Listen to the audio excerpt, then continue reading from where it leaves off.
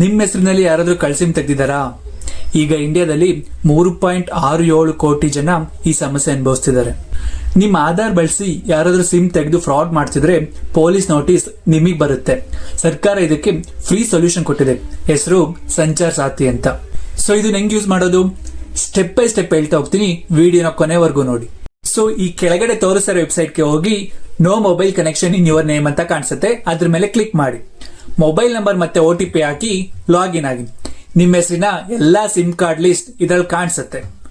So ಅನ್ನೋ number ಇದ್ರೆ not my number ಅಂತ ಸೆಲೆಕ್ಟ್ ಮಾಡಿ ರಿಪೋರ್ಟ್ ಕೊಡಿ. ಇದನ್ನ ಗೌರ್ಮೆಂಟೇ ಚೆಕ್ ಮಾಡಿ ಆ ಸಿಮ್ ನ ಕಂಪ್ಲೀಟ್ ಆಗಿ ಬ್ಲಾಕ್ ಮಾಡುತ್ತೆ. ನಿಮಗೆ ಗೊತ್ತಾ, ಕರ್ನಾಟಕದಲ್ಲಿನೇ ಈಗಾಗಲೇ 18 ಲಕ್ಷ ಕಳ್ಳ ಸಿಮ್ ಗಳನ್ನ ಡಿಸ್ಕನೆಕ್ಟ್ ಮಾಡಲಾಗಿದೆ. ಸೊ ಈ ಆಪ್ ಅಥವಾ ವೆಬ್ಸೈಟ್ ನ ಲಿಂಕ್ ನಿಮ್ಗೆ ಬೇಕು ಅಂತ ಅಂದ್ರೆ ಈ ಅಕೌಂಟ್ ನ ಫಾಲೋ ಮಾಡಿ, ಕಮೆಂಟ್ ನಲ್ಲಿ ಏನಾದ್ರೂ ಕಮೆಂಟ್ ಮಾಡಿ. ಲಿಂಕ್ ಕಳಿಸೋ ಜವಾಬ್ದಾರಿ ನಂದು.